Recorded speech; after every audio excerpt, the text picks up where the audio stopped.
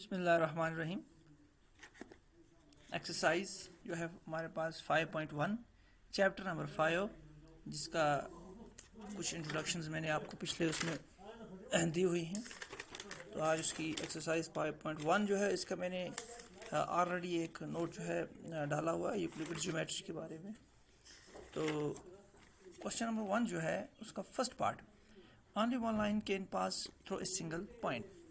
तो क्वेश्चन कह रहा है कि सिर्फ एक लाइन पास हो सकती है सिंगल पॉइंट से। ये मैं आपको बता दूं, ये फॉल्स है। क्यों? देखिए, अगर हमारे पास ये एक पॉइंट है तो आप इससे इस तरह एक लाइन खींच सकते हैं, यहाँ से भी एक लाइन खींच सकते हैं, यहाँ से भी एक लाइन खींच सकते हैं, यहाँ से भी एक लाइन। तो मतलब ये कि आप बहुत सारी लाइन, इनडिफिनिट लाइन खींच सकते हैं सिंगल पॉइंट से। ऐसा नहीं है कि एक ही लाइन आप खींच सकते हैं। इसलिए ये वाला पार्ट जो है ये फॉल्स है। ठीक। Second point, there are infinite number of lines which can pass through two points. दूसरा पार्ट कह रहा है कि आपके पास अगर दो पॉइंट्स हैं, फॉर एग्जांपल ये मेरे पास एक पॉइंट है, ये मेरे पास एक पॉइंट है और ये एक पॉइंट है। ठीक। अगर मैं इस दोनों पॉइंट से एक लाइन खींचना चाहूँ, यानी एक लाइन में दोनों पॉइंट को मिला करके खींचना चाहूँ, तो मैं खींच सकता हूँ। यानी मैंने यहाँ से लाइन लाई, दोनों पॉइंट को कवर करना है। तो अब ऐसा हो सकता है कि आप इस लाइन के अलावा कोई और लाइन, एक लाइन या दो या तीन लाइन, इन दोनों पॉइंट्स को मिलाकर खींच सकते हैं। नहीं, कभी नहीं हो सकता। आप दो पॉइंट से सिर्फ और सिर्फ एक वक्त में एक ही लाइन खींच सकते हैं। तो ये पॉइंट जो है ये भी जो है ये आपके पास फॉल्स है। ठीक। Third point, A terminated line can be produced indefinitely on both the sides. आपके पास एक लाइन है, ठीक, इसका एक पॉइंट, मतलब ये एक साइड है इसका और ये इस साइड है। ठीक है, यानी इसके दो एंड पॉइंट्स होते हैं। आपको पता है कि इसके दो एंड पॉइंट्स हैं। तो क्या इन दो एंड पॉइंट से लाइन को बढ़ा सकते हैं, एक्सटेंड कर सकते हैं? यस, आप इधर से भी खींच सकते हैं, आप इधर से भी खींच सकते हैं, दोनों साइड से लाइन को एक्सटेंड कर सकते हैं। तो इसलिए ये वाला जो पॉइंट है ये ट्रू है।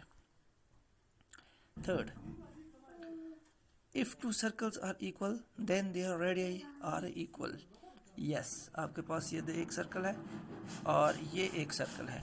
अगर इसका एरिया इसके बराबर है तो क्या इसका रेडियस और इसका रेडियस बराबर होगा? बिल्कुल सही, बिल्कुल बराबर होगा। इसलिए क्योंकि जो एरिया होता है ये डिपेंड करता है किस पे? Radius of a circle. Radius क्या होता है?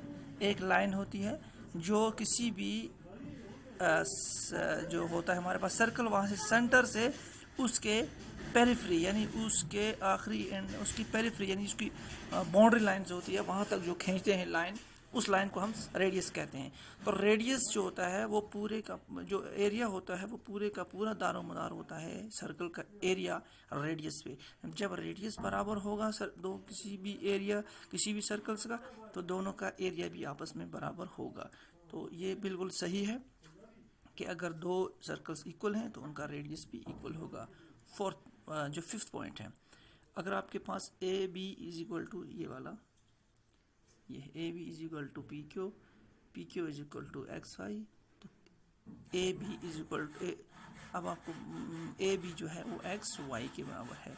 बिल्कुल, ये आपने पिछला पोस्टुलेट्स और एग्जाम जो मैंने आपको बताए थे, ये बिल्कुल उसी आपके पास जो हमारे पास एक एग्जाम्स था यूक्लिड्स का, कि अगर दो चीज़ें आपस में, दो चीज़ें जो होते हैं वो किसी तीसरे एक के बराबर में होती हैं, तो इसका मतलब पहली दो चीज़ें भी आपस में क्या होती हैं? इक्वल हैं। इनको ज़्यादा समझाने की ज़रूरत नहीं है, मैंने आपको ऑलरेडी इस एग्जाम के बारे में बताया हुआ है। तो ये आपका क्वेश्चन नंबर फर्स्ट जो है ये मैंने आपको समझा दिया है। इसके नोट्स आपके पास ऑलरेडी मौजूद हैं।